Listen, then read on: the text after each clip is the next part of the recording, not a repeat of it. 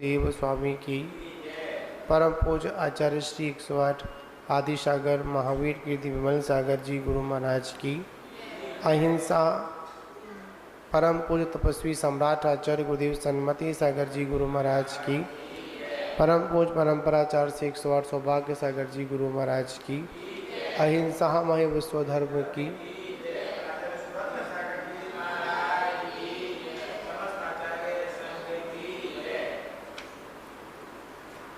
महानुभावों, बाणस अणुपीखा ग्रंथ का हम सभी लोग स्वाध्याय कर रहे हैं, जिसमें आचार्य भगवंत ने संवर भावना, उससे पूर्व आश्रव भावना, संवर भावना और निर्जरा भावना के बारे में हम लोगों को बतलाया। कर्मों का आना, आश्रव, उस आश्रव के द्वार को रोकना, संवर, और आए हुए कर्मों का एक एक कर कर क्या करना, उनको बाहर करना, वो निर्जरा। कर्म में जो कर्म आए, उन कर्मों का इस आत्मा से एक दिश पृथक हो जाना क्या कहलाता है? हमारी निर्जरा कहलाती है। और जहाँ पर सर्वदेश उन कर्मों का झड़ जाना, वही मोक्ष कहलाता है। तो हम सभी लोगों को जो भी निर्जरा करनी है, वह संवर पूर्वक करनी है, क्योंकि जब तक संवर पूर्वक निर्जरा नहीं होगी, तब तक हमारी आत्मा पवित्र और आनंद में नहीं होगी। अगर इस आत्मा को पवित्र बनाना है, तो सबसे पहले कर्मों के आश्रव को रोके और उसके बाद में निर्जरा करें। और जब निर्जरा हो जाती है, तो वहीं पर सच्चा धर्म प्रकट होता है।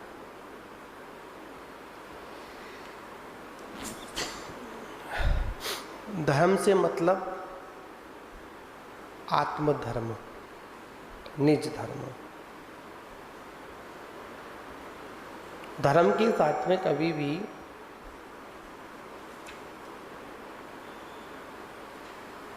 एक विश्लेषण जुड़ता है, उत्तम। क्या जुड़ता है? उत्तम। जो उत्तम सुख को प्रदान कराता है, वही उत्तम सुख है। और उत्तम किसे कहते हैं? जो सर्वश्रेष्ठ है, उसे उत्तम कहते हैं। और वो इस संसार में अगर कुछ सर्वश्रेष्ठ अगर कुछ है, तो वो है मोक्ष। श्रेष्ठ भी है और ज्येष्ठ भी है। तो यहाँ पर आचार्य भगवंत बता रहे हैं, उत्तम सुख को प्राप्त हुए श्री जिनेन्द्र भगवान ने बताया है। किसने बताया है? देखिए, सुख का मार्ग वही बता सकता है जो सुख को प्राप्त कर लिया हो, या जितने अंशों में सुख के मार्ग पर चल लिया हो। और जिसने प्राप्त ही नहीं किया है, जो उस मार्ग पर चला ही नहीं है, उस व्यक्ति को क्या सुख की प्राप्ति नहीं हो सकती है। जिसके पास जैसा होता है सामने वाला उसको वैसा ही देता है। अगर बुराइयां बड़ी भरी हुई हैं तो सामने वाला व्यक्ति कितना भी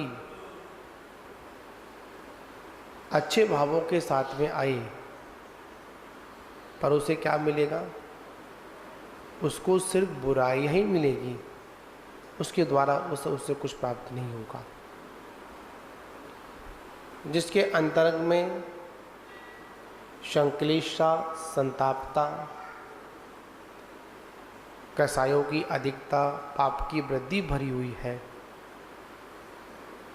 जो व्यक्ति पांचों इंद्रियों से या पांचों इंद्रियों के विषयों में लिप्त है और सामने वालों को भी क्या सोचेगा कि मैं भी इसको क्या कर लेता हूँ, अपने जैसा कर लेता हूँ।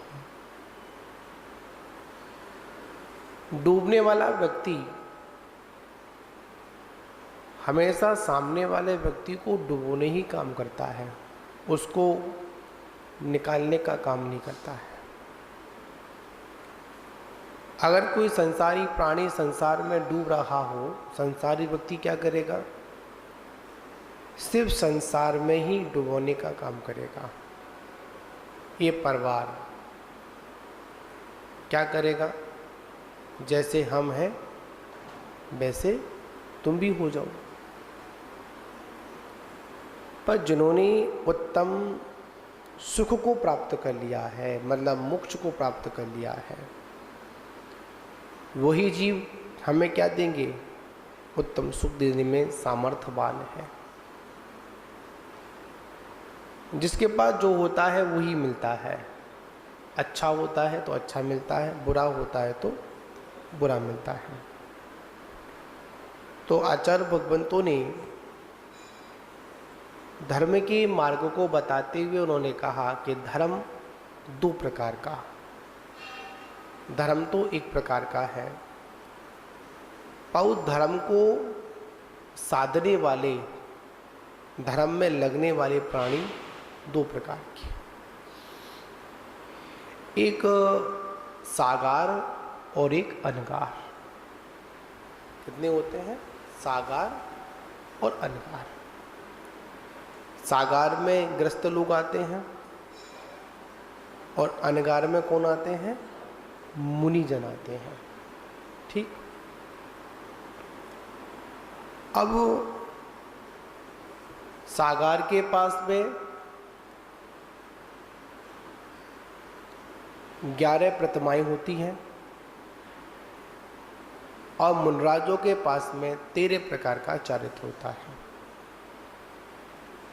ठीक। और उसको भी सम्यक्त पूर्वक उसको वो स्वीकार करते हैं, क्योंकि जीवन में जब तक सम्यक्त नहीं है, क्या नहीं है? जीवन में जब तक सम्यक्त नहीं है,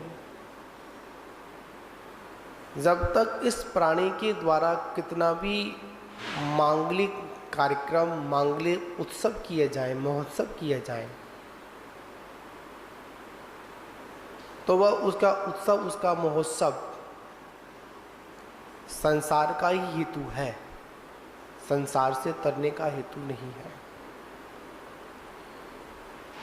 तो यहाँ पर आचार्य भगवंत हम सभी लोगों को सम्यक्त की क्या कहते देते हैं? प्रेरणा देते हैं कि आप कैसे भी हो क्या करें? सम्यक्त पूर्वक किसको करें? अपने धर्म का पालन करें। तो यहाँ पर बताया कि 11 प्रकार का प्रतिमा, और 11 प्रतिमाओं में दर्शन प्रतिमा आदि बता दी गई। दर्शन प्रतिमा से लेकर उत्कृष्ट प्रतिमा तक ये 11 प्रतिमाओं का स्वरूप बताया गया। और जब तक ये जीव प्रतिमाओं को स्वीकार नहीं करता है, तब तक इसको सम्यक तो भले ही हो जाए, पर इसका पंचम गुण स्थान तभी बनेगा जब वो व्रत प्रतिमा को स्वीकार करेगा। क्योंकि दर्शन प्रतिमा, दर्शन विशुद्धि, सम्यक दर्शन, उस दर्शन प्रतिमा में शिव सदाचार है, आचार विचार की शुद्धि है। उस व्रतों को स्वीकार करने की भूमिका है किसमें? दर्शन प्रतिमा में।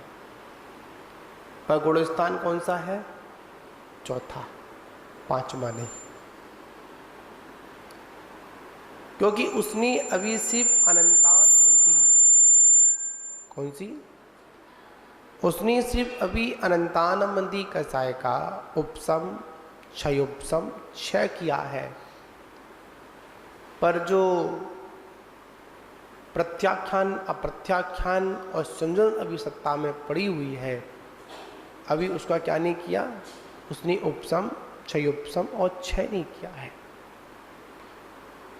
इसलिए उसके चारित्र का अभाव है। और चारित्र का जब तक अभाव रहेगा, जब तक ये जीव पंचम गुण स्थानवर्ती नहीं होगा। तो ये चतुर्थ गुण स्थान जो है दर्शन प्रतिमा का है, सम्यक दर्शन का है, दर्शन विशुद्धि का है। ठीक। और इसका जो आचरण कैसा है? बड़ा ही मार्मिक आचरण है। कषाय भाव की उत्पत्ति तो होगी, क्योंकि कषाय भाव सत्ता में पड़ा हुआ है। संजुलन कषाय के होने पर भी 10वें गुण स्थान तक यह जीव सांप्रदायिक आश्रम का अधिकारी है। और जैसी कषायों का क्षय होता है तो उसको संसार में अधिक समय तक रहने की आवश्यकता नहीं पड़ती है। जिंदगी का सत्य है, कसाय का जब वेग आता है तो व्यक्ति संभल नहीं पाता। किसका वेग आता है? कसाय का वेग आता है, तो जिंदगी व्यक्ति खुद अपने आप को नहीं संभाल पाता है। चाहे वो कसाय अनंतानंदी की रूप में हो और चाहे वो संजलन के रूप में हो, कसाय तो कसाय है। उन कसायों को दूर करने के लिए आपके उन व्रत आदि को दिए गए। आपका जो गुणस्थान बनेगा वो बाहरी व्रत से नहीं बनेगा। आपकी कसायों में कितनी मंदता आई उसके अनुसार आपका गुणस्थान बनेगा।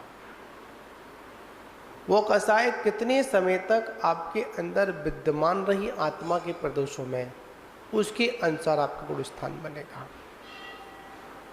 और उसी के अनुसार आपका धर्म किस अवस्था में है, कैसा धर्म है, वो भी आपको आपकी अवस्था के अनुसार ही पता चलेगा। कभी कभी बाहर में चारित्र नहीं होता है, पर अंतरिंग में बड़ी उत्कृष्ट भावना होती है। और कभी कभी अंतरंग में विशुद्धि अनेक होती है, पर बाहरी चारित्र में शून्यता नजर आती है। पर आज व्यक्ति सिर्फ द्रव्य को देखता है, भावों को तो कोई भी नहीं देख पाता है। भावों का क्या अभिप्राय रहा था, क्या कारण रहा था, इसमें सभी लोग कैसे रहते हैं? अनभिज्ञ रहते हैं। आचार्य भगवान कहते हैं, धर्म के स्वरूप को बता रहे हैं। आगे एक दिन के बाद अपने क्या लग जाएंगे? पर्युषण पर्व भी लगेंगे। उसमें हम सभी लोग धर्म की साधना करेंगे, श्रावक भी करेंगे और मुनिगण भी करेंगे। वास्तविकता में देखा जाए, जो 10 धर्म हैं उनकी चर्चा अपन पर्वों में करेंगे, अपन भूमिका में ये समझें कि 10 धर्म की वास्तविक अगर कोई अधिकारी अगर कोई है तो वो कौन है? हमारे मुनिजन हैं। श्रावक उनका क्या करता है? अभ्यास करता है। ठीक, तो यहाँ पर उत्तम सुख को प्राप्त हुए जिनेंद्र भगवान ने बताया है कि सागार और अनगार, श्रावक और मुनि का धर्म सम्यक्त पूर्वक होता है और किसी का नहीं होता। किसका होता है? या श्रावक का होता है या फिर मुनियों का होता है। और श्रावक के उस अधिकार में आचार्य ने कहा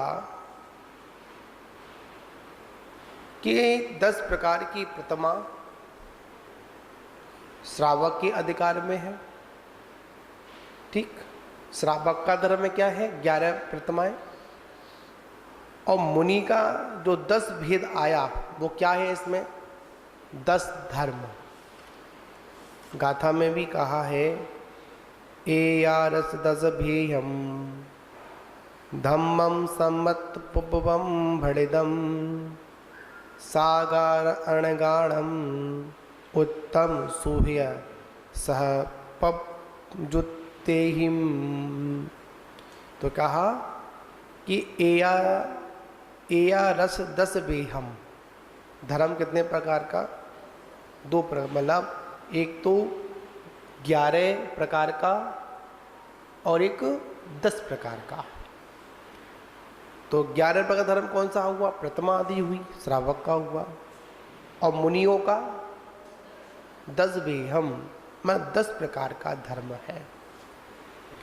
वो भी कैसा? सम्यक्त पूर्वक बढ़दम। जो सम्यक्त पूर्वक जो धर्म है वही वास्तविक धर्म है। पर जहाँ पर 11 प्रतिमाओं की 10 धर्मों की चर्चा की जाएगी तो वो सम्यक्त पूर्वक ही होगा। ऐसा किसने कहा? ऐसा जिनेंद्र भगवान ने कहा है। और जिनेंद्र के वचन कभी भी झूठे नहीं होते हैं। तो बंधुओं, यहाँ पर सागार और अनगार की चर्चा है। और सागार अनगार की चर्चा में अभी तक हम लोग सागार की चर्चा श्रावकाचार्य के ऊपर सुन रहे थे। पर अपन आगामी जो 19 तारीख है, ठीक, 19 तारीख को अपन क्या सुनेंगे? अपन 10 धर्म बेहम, 10 प्रकार का धर्म कौन सा है? धर्म तो एक ही है पर भेद बताए गए, उनकी चर्चा अपन क्या करेंगे? अपन आगे करेंगे, 19 से करेंगे। कल का शायद प्रवचन इस सभा मंडल पर नहीं होगा। कल का प्रवचन जो सभागार है, जो पर्युषण पर्व की आराधना के लिए जो स्थान बनाया गया, भवन है, उसको तैयार किया गया। और कल हम लोग प्रातःकाल की बेला में श्री शांतनाथ भगवान के उस जिनबिंब को विराजमान करने हेतु उस सभा मंडप में उसकी शुद्धिकरण करेंगे। और कल जिनेंद्र भगवान की प्रतिमा की शुद्धिकरण होगी, मतलब स्थान शुद्धिकरण होगा। और शुद्धिकरण इसलिए क्योंकि जब भी कोई अनुष्ठान होता है तो मांगलिक क्रियाएं वहाँ पर संपन्न होने से पहले एक घट यात्रा का आयोजन होता है। तो कमेटी के द्वारा वो घट यात्रा कल सुबह कितने बजे? अभिषेक के उपरांत प्रारंभ होगी। तो आप उनमें सभी लोग क्या करें? अपना भाग लेकर अपने जीवन को आनंदित करें। और आज की जो शाम की सभा में हम लोग एक विशेष विषय के साथ में जुड़ेंगे कि पर्वादिराज पर्युषण पर्व 3 बार आता है, पर हम लोग भादों के महीने में ही, मतलब विशेष रूप से क्यों आयोजित करते हैं, क्यों उसको मनाते हैं, याद का विषय रहेगा। तो शाम की बेला में जो कथा तो अपनी कल पूरी हुई, पर उसी के साथ जुड़ा हुआ ये विषय कल रहेगा। आप लोग समझने का प्रयास करेंगे। साथ ही 19 तारीख को आचार्य श्री आदि सागर अंकलीकर जी महाराज का क्या है? 57 बार क्या है उनका जन्म जयंती है, उसको भी 19 तारीख को क्या करेंगे अपन आयोजित करेंगे। आज इतना ही। जय बोलो शांतनाथ भगवान की जय। जिंदगी का सत्य है, कसाय का जब वेग आता है तो व्यक्ति संभल नहीं पाता। किसका वेग आता है? कसाय का वेग आता है तो जिंदगी व्यक्ति खुद अपने आप को नहीं संभाल पाता है। चाहे वो कसाय अनंतानंदी के रूप में हो और चाहे वो संजलन के रूप में हो, कसाय तो कसाय है। उन कसायों को दूर करने के लिए आपके उन व्रत आदि को दिए गए। आपका जो गुणस्थान बनेगा वो बाहरी व्रत से नहीं बनेगा। आपकी कसायों में कितनी मंदता आई उसके अनुसार आपका गुणस्थान बनेगा। वो कसाय कितने समय तक आपके अंदर विद्यमान रही आत्मा के प्रदोषों में, उसके अनुसार आपका गुणस्थान बनेगा। और उसी के अनुसार आपका धर्म किस अवस्था में है, कैसा धर्म है, वो भी आपको आपकी अवस्था के अनुसार ही पता चलेगा। कभी कभी बाहर में चारित्र नहीं होता है पर अंतरिंग में बड़ी उत्कृष्ट भावना होती है। और कभी कभी अंतरंग में विशुद्धि अनेक होती है पर बाहरी चारित्र में शून्यता नजर आती है। पर आज व्यक्ति सिर्फ द्रव्य को देखता है, भावों को तो कोई भी नहीं देख पाता है। भावों का क्या अभिप्राय रहा था, क्या कारण रहा था, इसमें सभी लोग कैसे रहते हैं? अनभिज्ञ रहते हैं। आचार्य भगवान कहते हैं, धर्म के स्वरूप को बता रहे हैं। आगे एक दिन के बाद अपने क्या लग जाएंगे? पर्युषण पर्व भी लगेंगे। उसमें हम सभी लोग धर्म की साधना करेंगे, श्रावक भी करेंगे और मुनिगण भी करेंगे। वास्तविकता में देखा जाए जो 10 धर्म हैं उनकी चर्चा अपन पर्वों में करेंगे। अपन भूमिका में ये समझें कि 10 धर्म की वास्तविक अगर कोई अधिकारी अगर कोई है तो वो कौन है? हमारे मुनिजन हैं। श्रावक उनका क्या करता है? अभ्यास करता है। ठीक। तो यहाँ पर उत्तम सुख को प्राप्त हुए जिनेंद्र भगवान ने बताया है कि सागार और अनगार, श्रावक और मुनि का धर्म सम्यक्त पूर्वक होता है और किसी का नहीं होता। किसका होता है?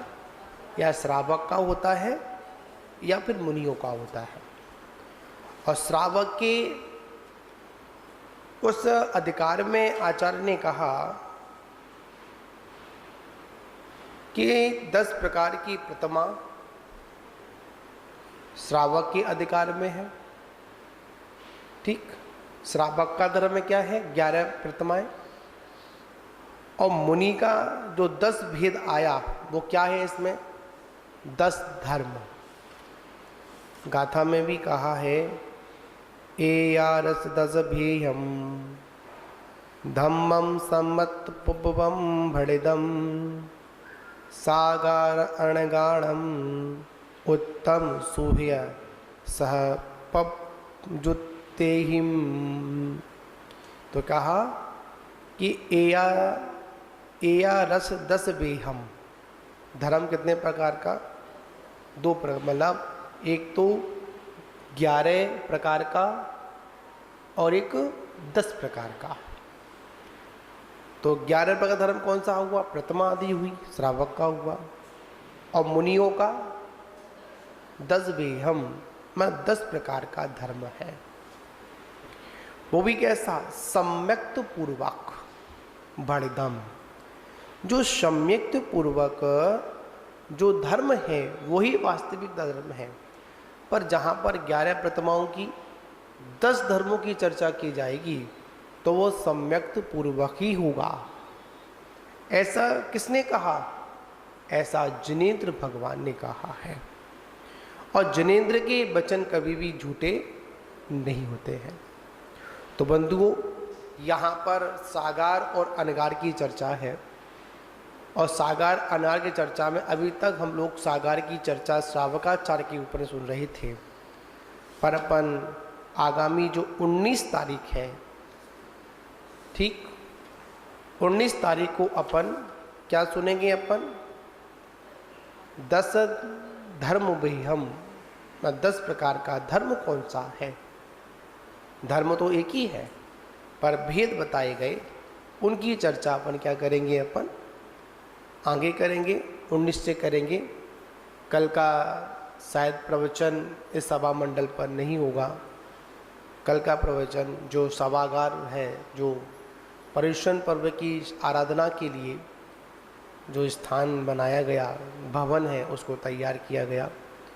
और कल हम लोग प्रातःकाल की बेला में श्री शांतनाथ भगवान के उस जिनबिंब को विराजमान करने हेतु उस सभा मंडप में उसकी शुद्धिकरण करेंगे। और कल जिनेंद्र भगवान की प्रतिमा की शुद्धिकरण होगी, मतलब स्थान शुद्धिकरण होगा। और शुद्धिकरण इसलिए क्योंकि जब भी कोई अनुष्ठान होता है तो मांगलिक क्रियाएं वहाँ पर संपन्न होने से पहले एक घट यात्रा का आयोजन होता है। तो कमेटी के द्वारा वो घट यात्रा कल सुबह कितने बजे? अभिषेक के उपरांत प्रारंभ होगी। तो आप उनमें सभी लोग क्या करें? अपना भाग लेकर अपने जीवन को आनंदित करें। और आज की जो शाम की सभा में हम लोग एक विशेष विषय के साथ में जुड़ेंगे कि पर्वादिराज पर्युषण पर्व 3 बार आता है, पर हम लोग भादों के महीने में ही मतलब विशेष रूप से क्यों आयोजित करते हैं, क्यों उसको मनाते हैं, यह आज का विषय रहेगा। तो शाम की बेला में जो कथा तो अपनी कल पूरी हुई, पर उसी के साथ जुड़ा हुआ ये विषय कल रहेगा। आप समझने का प्रयास करेंगे। साथ ही 19 तारीख को आचार्य श्री आदि सागर अंकलीकर जी महाराज का क्या है? 100